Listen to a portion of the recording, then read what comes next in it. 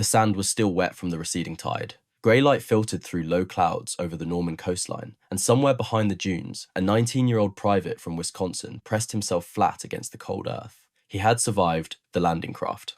He had survived the machine gun fire that cut down the men to his left. He had survived the first hour on a beach that would later be called the longest day. Then he saw something that made no sense. A small metal box, no bigger than a child's wagon, began crawling toward him across the sand. It had no driver. It made a faint electric hum, and trailing behind it like the thread of some mechanical spider, a thin cable unspooled from its rear. He did not know what it was. He did not know that it carried 60 kilograms of high explosive. He did not know that somewhere in a concrete bunker, a German soldier was steering it directly toward him using nothing but a simple control box and 650 meters of wire. He only knew that in this war, the enemy had begun sending machines to do the killing. He had just met the Goliath, and for the rest of his life he would remember the moment he realized that even the ground itself could come alive and hunt him. The problem facing German military planners in 1940 was deceptively simple. How do you destroy a heavily fortified position, a tank, or a bunker full of enemy soldiers without sacrificing your own men in the attempt? Traditional methods required engineers to crawl forward under fire, place explosive charges by hand, and retreat before detonation. Casualties among combat pioneers were catastrophic. In the campaigns across Poland and France, German assault engineers had suffered appalling losses, breaching fortifications. The Wehrmacht needed a way to deliver large explosive payloads to targets without risking human lives in the final approach. They needed a weapon that could think with a man's brain but move without a man's body. They needed, in essence, a robot. The answer came from an unexpected source. Following the fall of France in 1940, German forces recovered a curious prototype near the River Seine. A French engineer named Adolphe Kegres had been developing a miniature tracked vehicle capable of remote operation. Kegres was already famous in engineering circles for inventing the rubber track system used on half-tracks worldwide. His miniature vehicle represented an attempt to extend that expertise into remote demolition. The concept was crude, the execution incomplete, but German ordnance officers immediately recognized its potential. Within weeks, the Wehrmacht directed Karl F.W. Borgward of Bremen to develop a similar weapon capable of carrying at least 50 kilograms of explosives to enemy positions. The project that would become the Goliath had begun. Development consumed more than a year of engineering effort. The challenges were immense. The vehicle needed to be small enough to avoid detection, yet powerful enough to carry a meaningful explosive charge. It needed to traverse broken terrain, shell craters, barbed wire, and obstacles while remaining under operator control. It needed to be cheap enough to produce in quantity, yet reliable enough to function in combat conditions. It needed to operate in rain, mud, snow, and the chaos of artillery bombardment. The vehicle also needed to be simple enough that ordinary soldiers could operate it with minimal training, yet sophisticated enough to navigate the unpredictable terrain of modern battlefields. German engineers understood they were attempting something unprecedented. They were building a disposable robot soldier, a mechanical weapon designed for a single mission from which it would never return. Every component had to be simple enough for mass production, yet sophisticated enough to work in the worst conditions the battlefield could offer. The design team faced choices that would haunt the program throughout the war. Should they prioritize speed or stealth? Range or payload? Cost or reliability? Every decision involved trade-offs that would later be tested in blood and fire. The first production model entered service in April 1942. Designated the Sonderkraftfahrzeug 302, the electric Goliath measured 1.5 meters long and stood just over 30 centimeters tall. Empty, it weighed 370 kilograms. Its payload consisted of 60 kilograms of high explosive, enough to gut a bunker entrance, collapse masonry, or catastrophically disable a vehicle if it reached its target. Twin Bosch electric motors powered the vehicle to a crawl, roughly 6 to 10 kilometers per hour, depending on model and ground conditions. The critical control mechanism consisted of a triple-strand cable measuring 650 meters in length. 2 strands controlled steering and movement, the third triggered detonation. An operator sitting in a protected position could guide the vehicle by turning a simple control wheel, watching its progress and adjusting course as needed. At 3,000 Reichsmarks per unit, roughly $1,350 American in wartime currency, the electric Goliath represented a significant investment for what was essentially a single-use weapon. The numbers tell the story of German industrial commitment to this concept. Borgward's Bremen factory produced the electric models, while additional manufacturing capacity came from subcontractors across the Reich. Production required skilled labour and precision manufacturing, as the electric motors and control systems demanded careful assembly. By the time production shifted to an improved design, 2,635 electric Goliaths had rolled off assembly lines. But German engineers were already working on something better. The expensive electric motors prompted development of the Sonderkraftfahrzeug 303 series, which entered production in April 1943. This gasoline-powered variant used a small Sundap two-stroke petrol engine designed specifically for this role. The new design was slightly larger at 1.62 meters long and heavier at 430 kilograms. The 303A variant carried 75 kilograms of explosives. The later 303B packed 100 kilograms, nearly doubling the original payload. The gasoline engine extended operational range dramatically, from 1.5 kilometers to 12 kilometers on roads, while cutting unit cost to approximately 1,000 Reichsmarks. However, the redesign sacrificed one significant capability. The gasoline version could not reverse. Once launched, it could only move forward toward its target or turn in a new direction. There was no retreat for the mechanical soldier. If an operator misjudged the terrain or encountered an unexpected obstacle, the Goliath could not back up and try a different route. Sundap in Nuremberg manufactured approximately 2/3 of the 303 series, leveraging their expertise in small engine production. By January 1945, when Allied bombing finally halted production, Germany had built approximately 7,500 units in total. Sources vary on exact figures by counting method, but this was not a prototype program or a limited experiment. This was industrial-scale manufacturing of robotic weapons, a commitment of resources that could have built thousands of more conventional anti-tank weapons instead. One persistent myth requires correction. Despite claims that appear in some sources, no radio-controlled Goliath variants existed. Every Goliath ever built relied on wire control.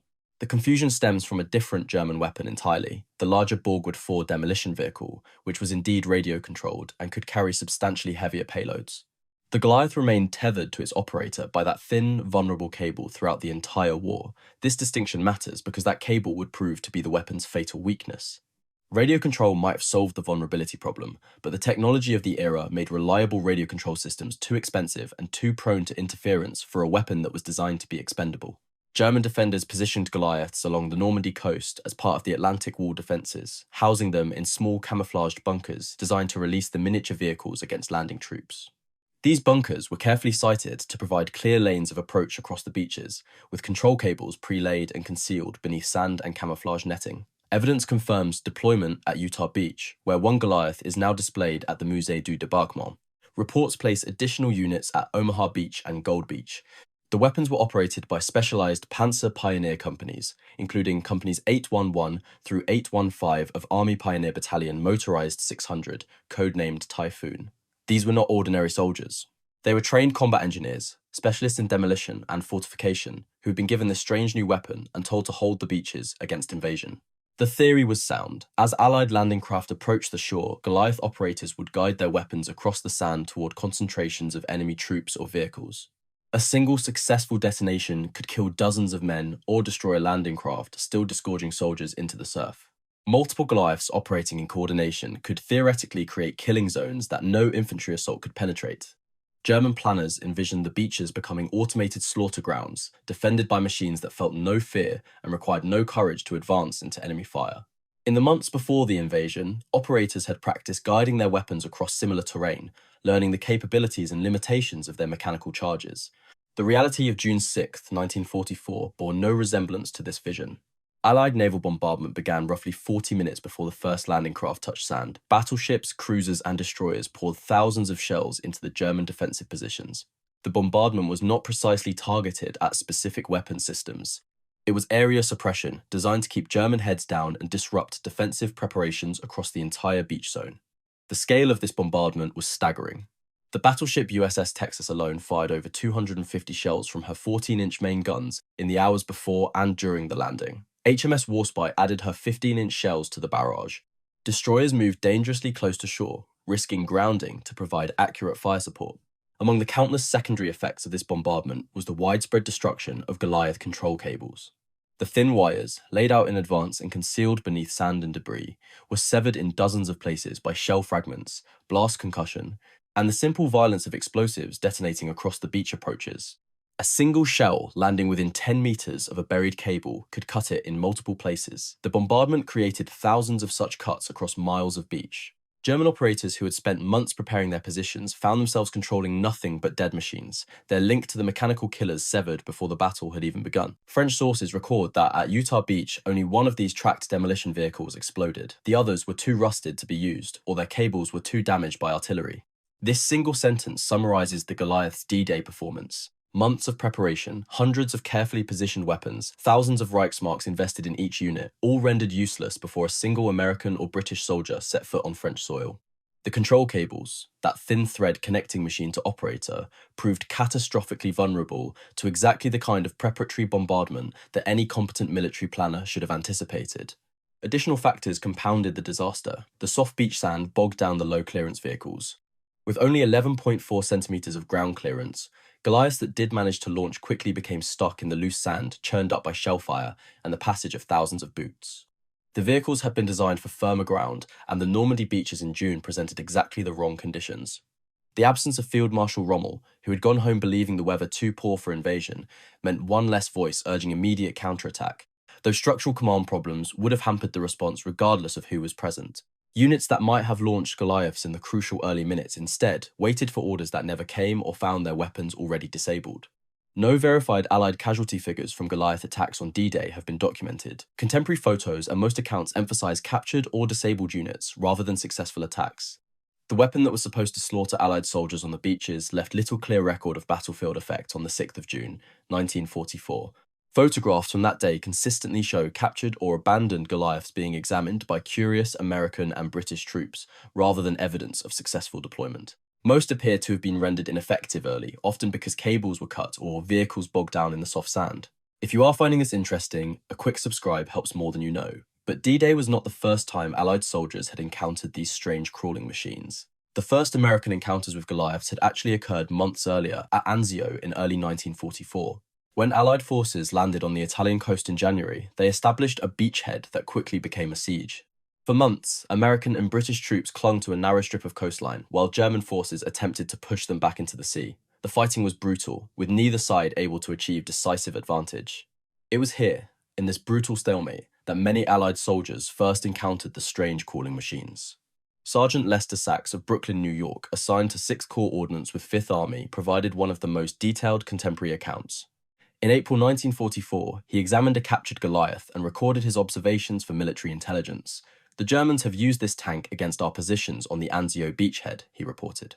Contrary to popular belief, this doodlebug is not radio-controlled. The tank has a large battery and 2 electric motors. The tank is controlled by means of the control wires paid out from the back of the tank. Sachs noted that the unit had been picked up by a company of the Special Service Force and carried back on a hospital stretcher. The cautious handling reflected respect for its explosive payload. Patrols discovered it just 150 yards from enemy lines, where it had apparently become stuck or lost its control connection before reaching its target. Allied troops developed several nicknames for the weapon. Americans commonly called them doodlebugs, a term documented in official Signal Corps photograph captions, and later applied to the V-1 flying bombs as well. The British preferred beetle tanks, emphasizing the insect-like appearance of the tracked vehicles crawling across the ground. United States Navy personnel at Normandy described them as Nazi robot explosive beetles. The terminology reveals something important about Allied psychology. These were not fearsome names suggesting terror or dread.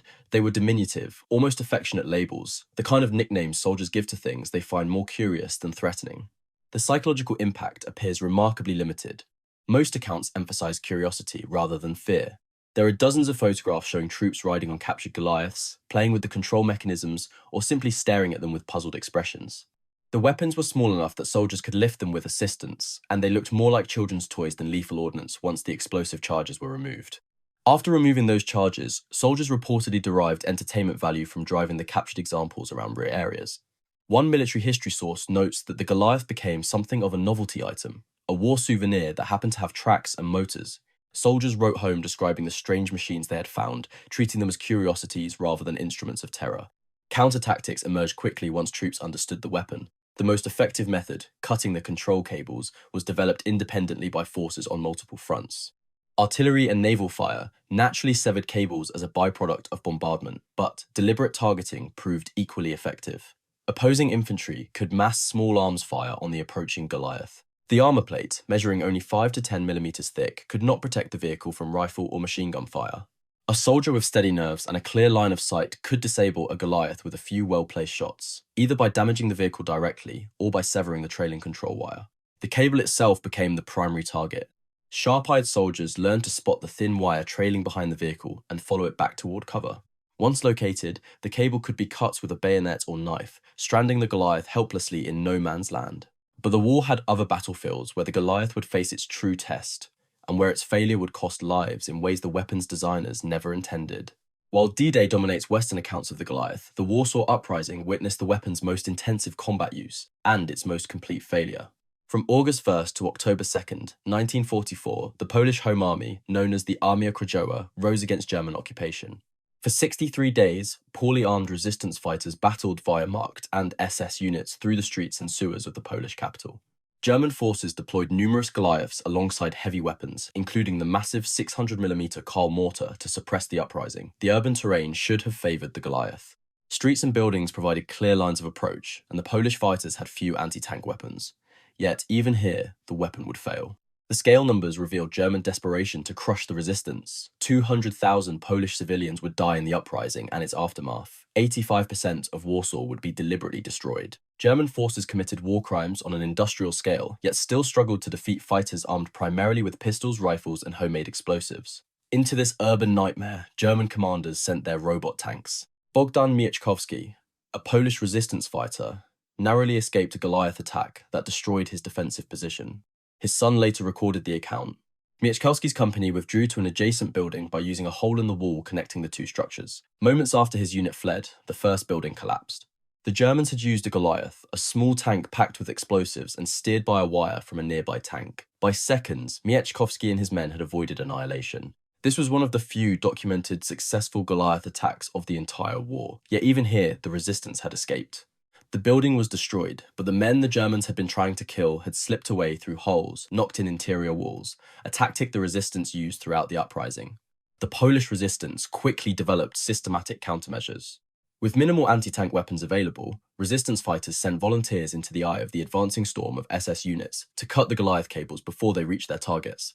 Young men and women, often teenagers, crawled through rubble under fire to sever the thin wires with knives or bayonets. This required extraordinary courage.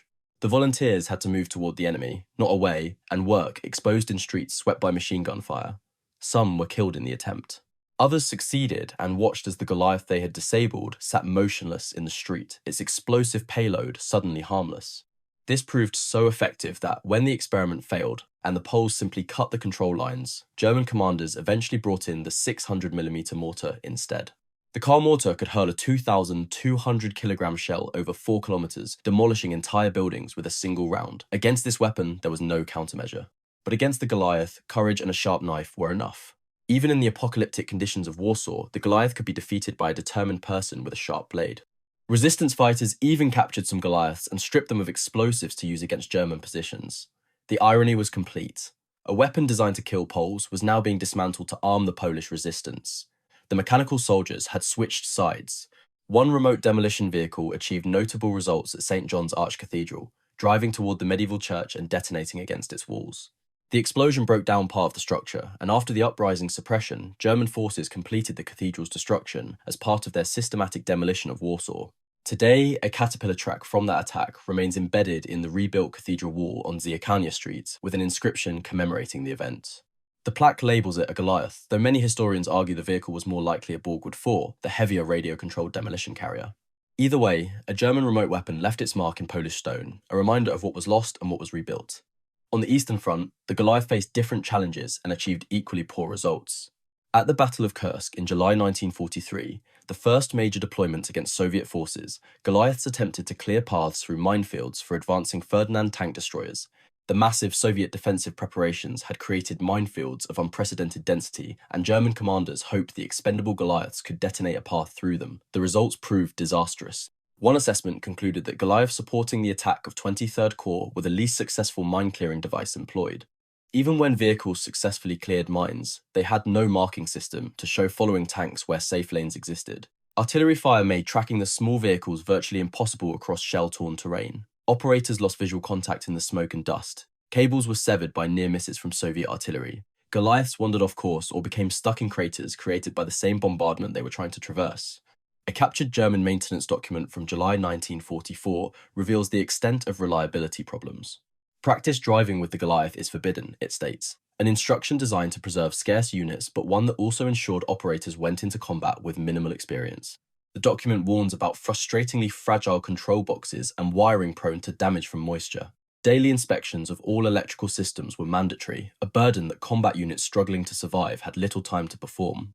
The vehicles required careful storage and maintenance that frontline conditions rarely permitted.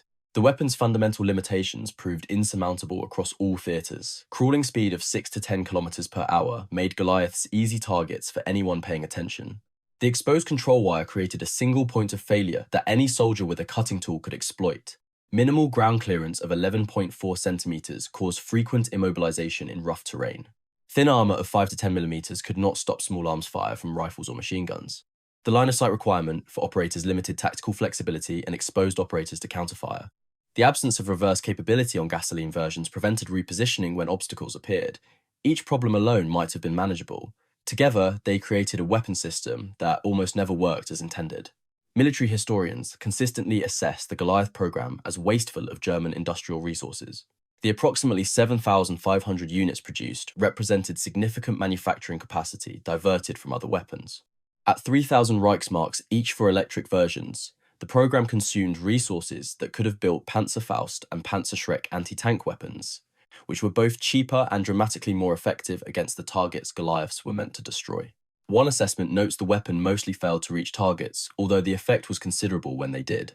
That final clause, that rare acknowledgement of occasional success, cannot obscure the fundamental failure of the concept as executed. The Soviets captured and studied Goliaths at their NIBT test site in 1943, analysing the electrical circuits and concluding that moving mines can be used to ambush tanks, most often on roads. This was a limited tactical niche, far removed from the ambitious plans German designers had envisioned. Allied intelligence, examining captured units from Normandy forward, saw little military value in the design. Some captured Goliaths found brief post-war use as United States Army Air Force aircraft tugs before they quickly broke down because the disposable vehicles were not designed for sustained use. Yet modern assessments increasingly recognize the Goliath's conceptual significance. While this particular model proved to be something of a disaster, it paved the way for the surge in development of post-war remote-controlled vehicle technologies.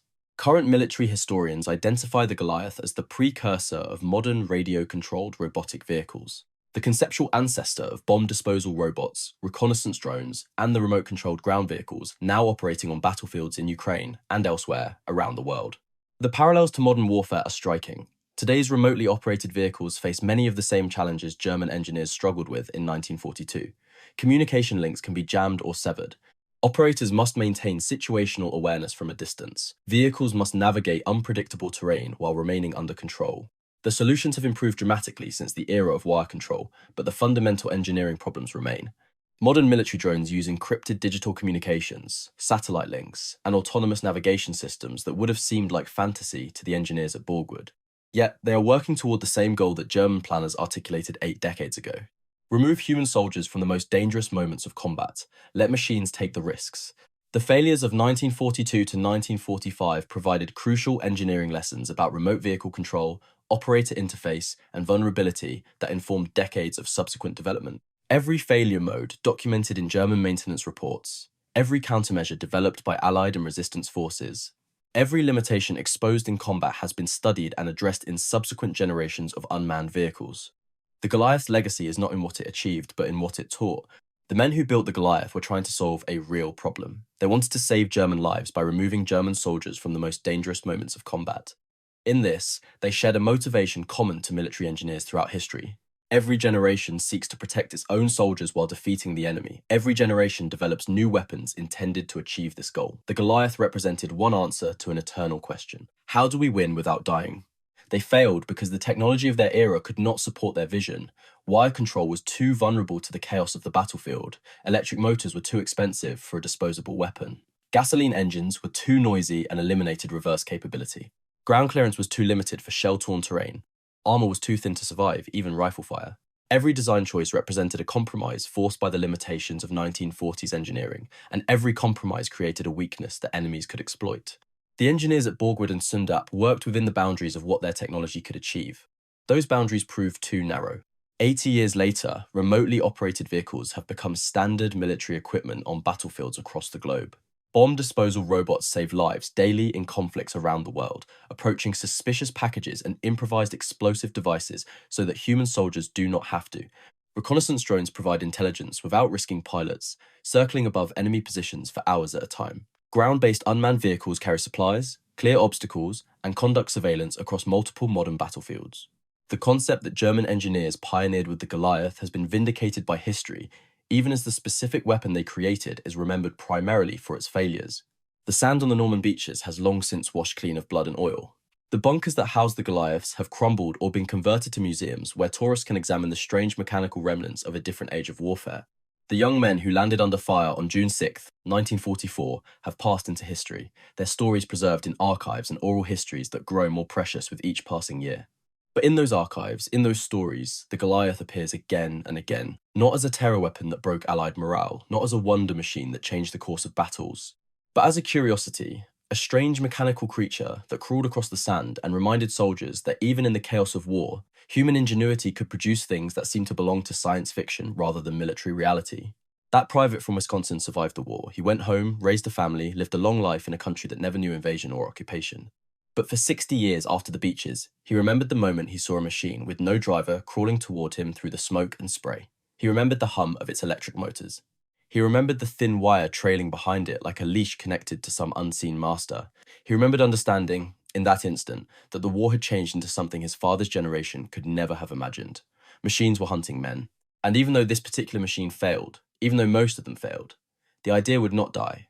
It would evolve, improve, and return. Today, the descendants of that crawling bomb fill the skies and prowl the earth on battlefields around the world. The Goliath was not the weapon that won the war. It was the weapon that glimpsed the future and failed to reach it. But the future came anyway, shaped in part by lessons learned from a tiny German robot that terrified a teenager on a beach in Normandy, if only for a moment, before he realized it could not hurt him after all.